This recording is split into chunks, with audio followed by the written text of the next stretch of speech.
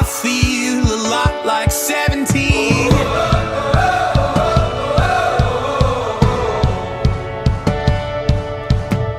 I feel like windows roll down new city streets and cabs. I feel like anything can happen, laughing. You take me right back when we were kids. Never thought I'd feel like this. Like when I close my eyes and don't even care if anyone sees me dancing. Like I can fly and don't even think of touching the ground. Like a heartbeat skip, like an open page, like a one-way trip on an aeroplane. It's the way that I feel when I'm with you. Brand new.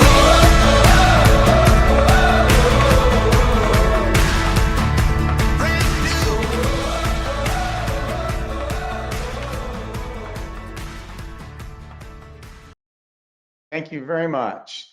So the topic today is we're going to talk about minimum touch orthodontics and how we feel like this is a brand new experience in orthodontics, both for the orthodontist and for the patient. As most of you know, prior to COVID-19, orthodontists practiced with kind of a mixture of new technology, old technology, kind of did things the way they felt comfortable and basically how things worked in their office.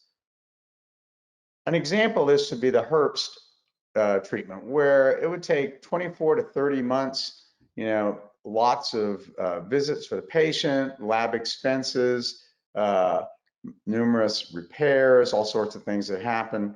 And quite frankly, it wasn't exactly the best experience for the patient. Although it was effective, it wasn't very efficient. COVID made us look at things just a little bit differently. And when I say that, all of a sudden our offices were shut down, and depending on what state or what country you were in, you were gradually allowed to see patients, but certainly not in the manner that we had before. So we had to put our heads together and figure out how we could do things just a little bit differently and still end up with the same quality treatment for the patient. John Graham, James Pascal, and I wrote an article that was published in the JCO on our thoughts on how we could handle this dilemma in the orthodontic practice. Our solutions really came down to using technology to improve the consistency of outcomes, reduce the number of patient live contact in-person appointments, and still end up with fantastic results. Together with Henry Schein, we came up with a term for this called minimum touch orthodontics. And it kind of speaks for itself in that minimum touch orthodontics is a treatment philosophy that takes contemporary clinical principles and uses all the digital technology we have into a proven workflow.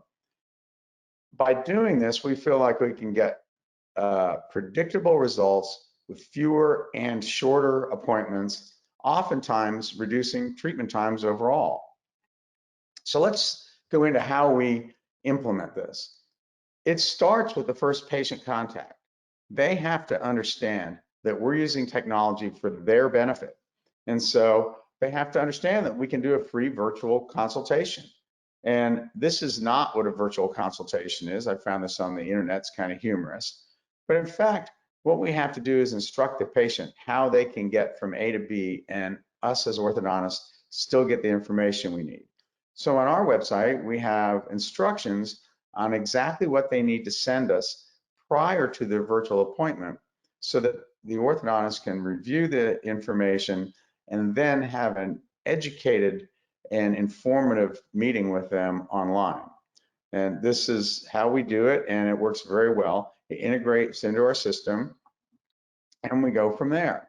Now, all of us are familiar with making restaurant reservations online.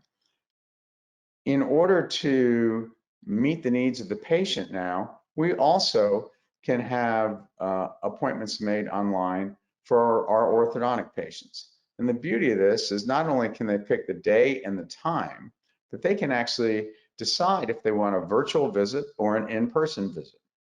Many times virtual visits are followed up with an in-person visit if they're ready to start treatment. Now, why is that important?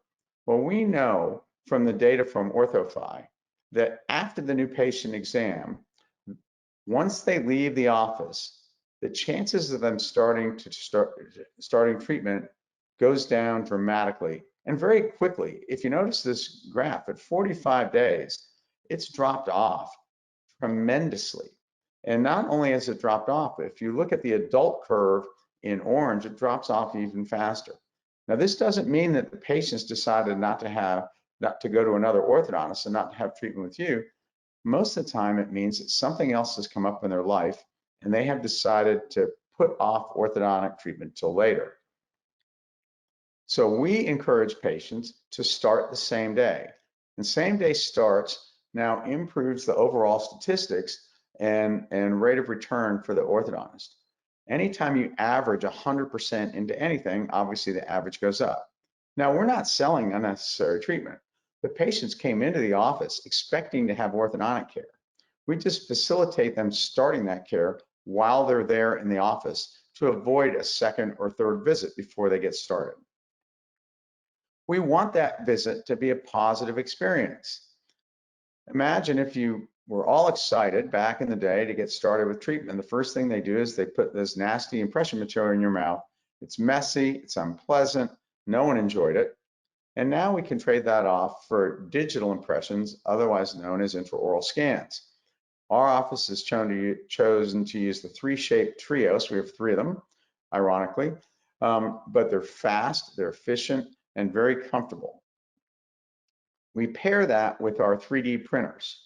Now, I've had numerous different printers. Right now, we've settled on the EnvisionTech. We have 2 of them that go all day long. We produce about 700 to 800 models per month and make a lot of aligners and splints and whatnot in our office. We also have an iCat Flex, which is a very low dose radiation cone beam CT, and gives us immaculate 3D images of the entire skull and dentition. Now, this is from Clark, and what it shows you is the superimposition of the beginning treatment and the end treatment. So we can actually digitally superimpose these images and know exactly what happened during the course of treatment, whereas we could never do that before with CEFs. How do we facilitate starting the same day? We do that with sagittal first. Same day starts are easily enabled by our 15 to 20 minute start time by placing the motion first and correcting the sagittal. We do that in one of 3 ways. We either place the motion and do the scan and have them return for their Essex retainer in the opposite arch another day or deliver it that afternoon. We can do the scan and then have the Essex retainer ready and bond the motion later on, or any combination of that, whatever works for the patient, all right? So the sagittal first workflow enables us not to have to make a final decision on what method of treatment we're going to follow up with. In other words, we can start with the motion, correct the sagittal. The patient has the experience of wearing an aligner in one arch and fixed appliances in the other, being the motion appliance, and they can make an informed decision a couple or 3 months later on which direction they'd like to go for the rest of their treatment. Most of the time, we really don't care. It's whatever is going to work for the patient and be the most efficient. So this gives you a more detailed diagram of what I just showed you. And you can see that we have, 3 to 6 months of motion at the beginning. And the little video camera you see is the virtual appointment. So they don't have to come in for us to check the progress of the motion, right? Then we can have them in when they're ready, remove the motion, and either move on to brackets and wires, or we move on to aligners. Once they're in treatment, again, we can have the initial follow-up visits virtually, because most of the time it's just a check to see how things are going. Then we have them in for an actual visit if we need to change the course of treatment, either by changing wires or possibly a refinement scan or what have you. We go on and have more virtual visits, and finally get to the end of treatment. And most of our treatment takes 11 to 18 months. I think we can improve that further once we can use digital technology to really easily do precision bracket placement. It's possible to do it now. It's just not very easy and elegant in the laboratory portion. We also partner with dental monitoring in order to virtually follow the patients. Dental monitoring is more than just a photograph of the teeth. It's actually got artificial intelligence that can compare where the patient is with where they were, see how well the aligners are fitting, if they have any loose brackets, has all sorts of benefits. In addition to that, if you do need to do refinement and you have a very clean initial intraoral scan, then they can marry the position of the teeth and actually produce with artificial intelligence a new STL file so the patient can have a refinement done and not even have to come into the office to move forward. So currently my average treatment time is around 14 months. I'm going to show you 80 consecutively finished patients that include everything other than impacted canines. So you can see the time frame on the left, the patient's initial on the top right, and their finish on the lower right. And what you notice here is there's numerous different malocclusions, some easier than others, but the time in treatment is very, very streamlined. Not only that, but the number of visits that they've had has been streamlined.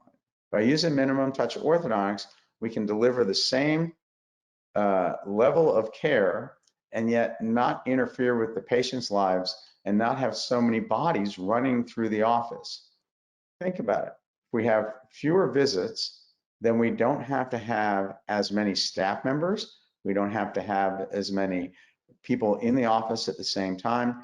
So all the risks that people were concerned about with COVID, and now it's flaring up again, as everyone is aware, with the Delta variant, we can maintain a very structured environment for the patient and yet efficient treatment for us.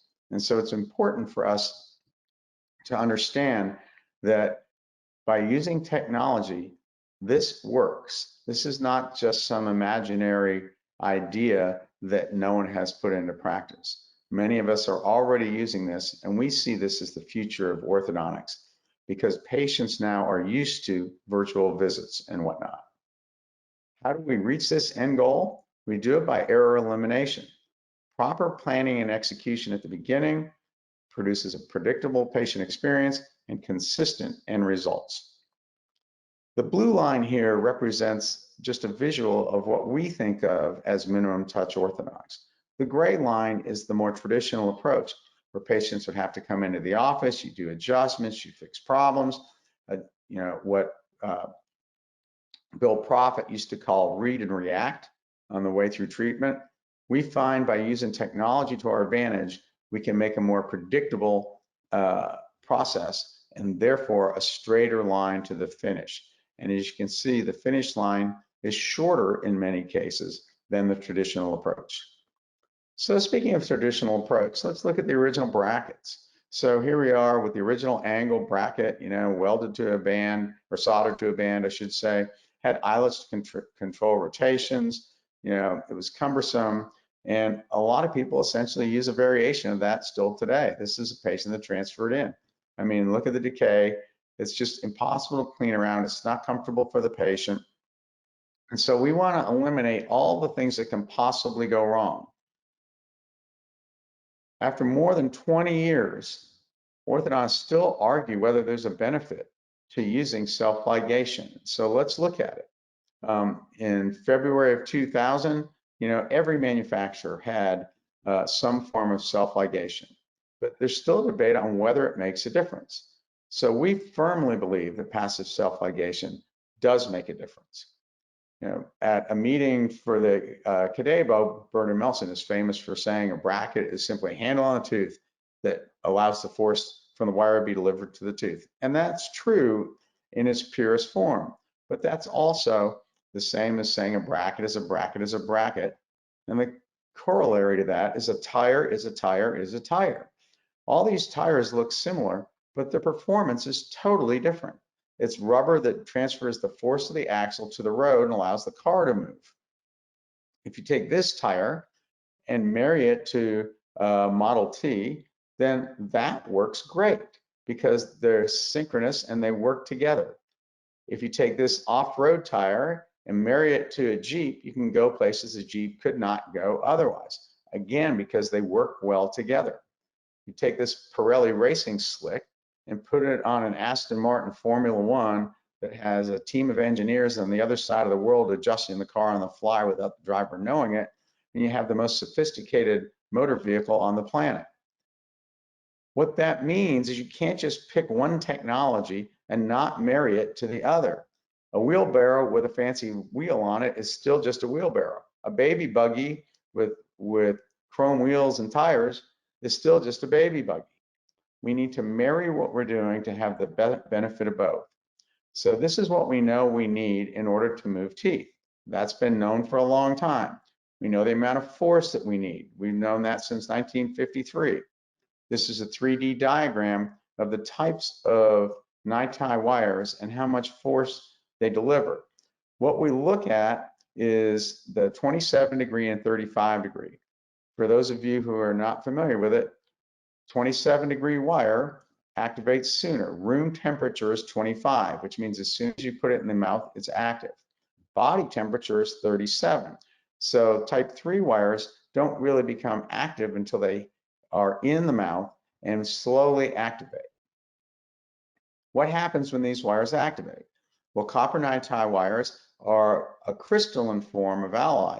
And so what happens is in the low temperature, it's very malleable. People call it soft, all right? Once it transitions into the austenitic form, now there's spring back in the wire, and notice the crystalline form is entirely different. Now these wires move back and forth. It's not just one transition.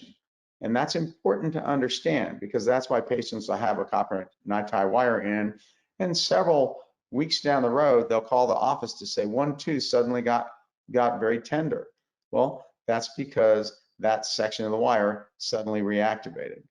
The other thing is in the martensitic state, you can see on the left, the surface of the wire is actually soft.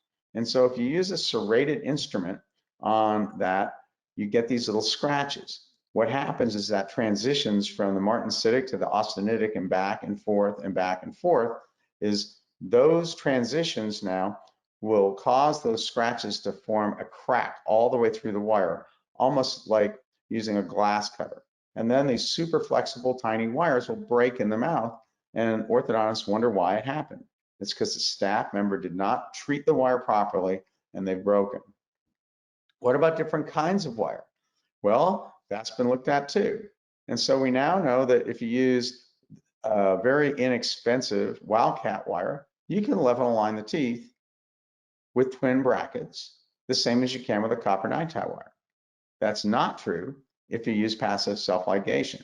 The problem is the twin brackets change the dynamics of the wire and they don't work the same as the engineers designed them.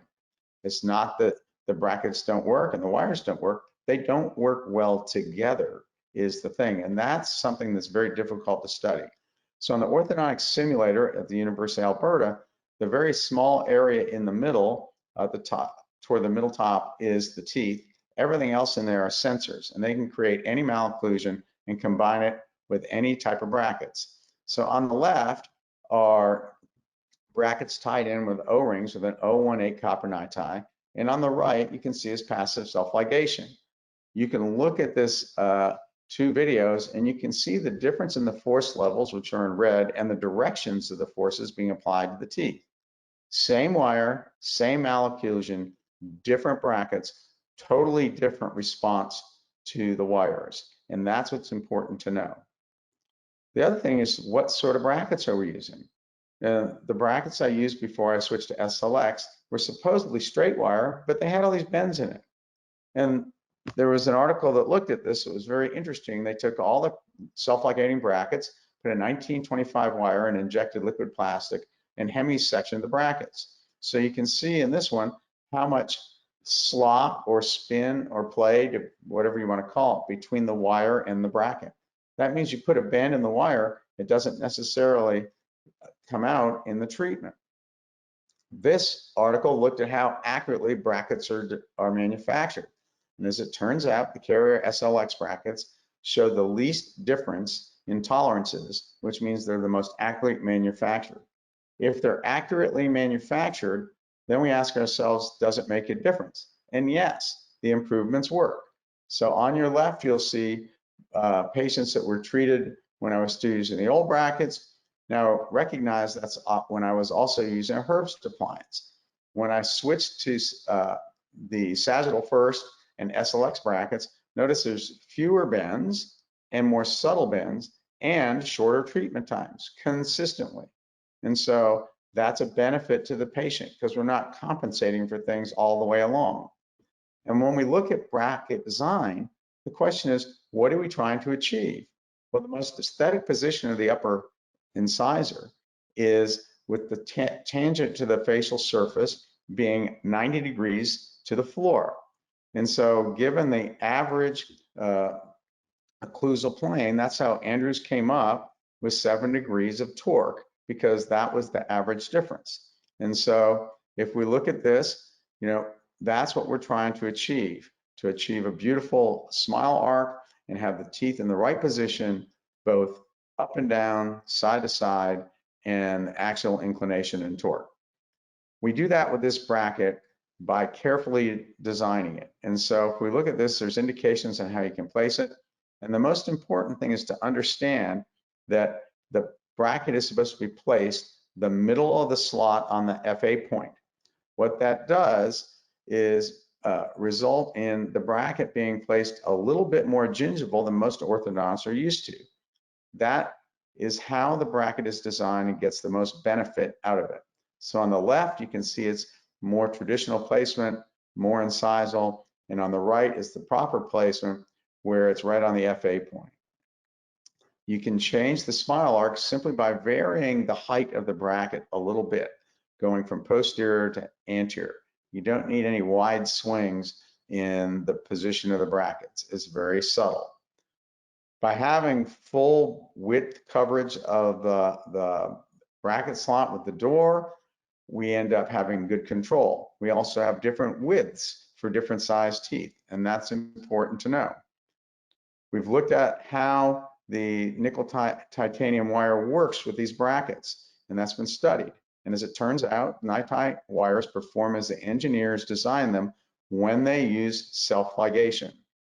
By having those different bracket widths, we have more uniform spans between the teeth, so the wire again performs normally. If we look at this, it levels faster if it's wider. The wires are designed to fit in the brackets beautifully. And so it's all engineered to work together. And we've narrowed it down to a 3-wire sequence, which works very, very nicely on 80% of the patients. Nothing works perfectly for all of them. And we don't need to have extra visits to do RPEs. Why do we know that? Because the research has shown us. So back in '97 with twin brackets, if we look at this, Ackerman and Profit showed just how much wire expansion we could get that is safe to the periodontium. It's been studied now, what are the effects of RPE? And we know now that there are definite periodontal effects where the roots do move through the bone. And that's even true if you use bone-supported RPEs, because everything doesn't happen at the suture as we used to think it does. Imagine the laboratory and everything else that we have to do to this. It adds to the number of visits, and it's not as predictable. And so patients have to come in for more visits. Do we need to see them for all this? No. There's been a thesis that was studied where they looked at the difference between passive self-ligation and RPEs, and they found out that the amount of expansion was the same and the amount of tipping of the molars was the same. In other words, the same end result was reached, but we don't have to go through all the others. Do we have an example of this? Yes. Okay, so here's 2 canines. If someone thought they could just put eyelets on the canines and bring them out and use twin brackets on the rest, here we are. When we see them 3 months later, this was published and they're flared out. Oop, I'm sorry, I jumped ahead. What happens is the wire acts like an inchworm, and so now when they come out, the upper incisors flare forward rather than the canine simply coming out. With passive self-ligation, that doesn't happen. Here's a similar patient. Here she is at the final. And so You can see how much expansion was done for her and how thin the tissues were at the beginning. Look how healthy the periodontium was. So here's a comparison. You can almost see the roots through the teeth before she started. Now here she is 5 years later, and there's no bone loss anywhere. So it's very healthy, and we know it works. And now we have the expansion series wires to go with the M series, and they work beautifully to get the same results. Here's a patient, all right? So we can go through this. You see, we do their initial bonding. Now she's getting her expansion wires in, and her crossbites corrected. Her treatment's done in 8 months.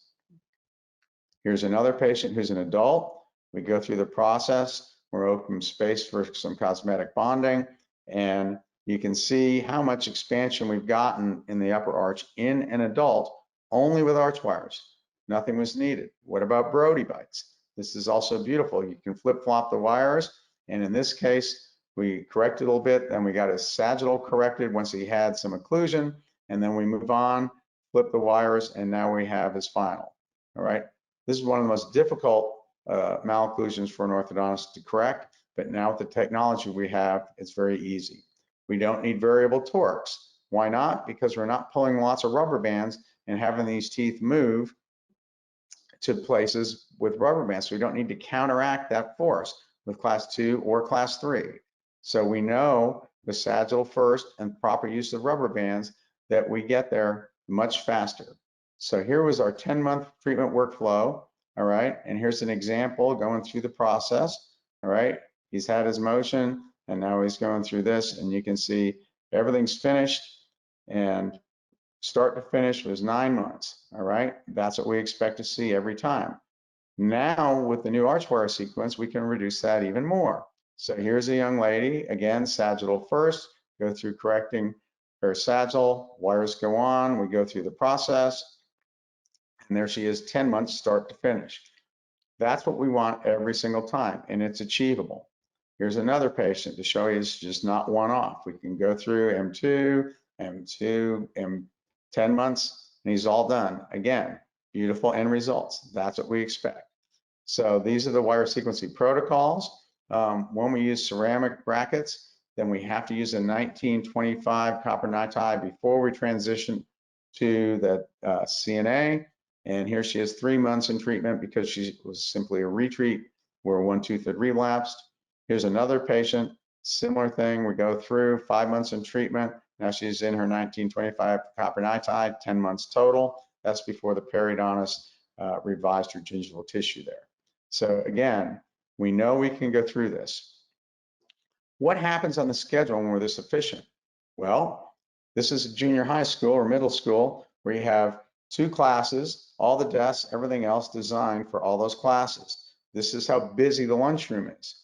Now, what happens if all the 7th graders are so smart they graduate with the 8th graders, and now the school only has 1 year, all right?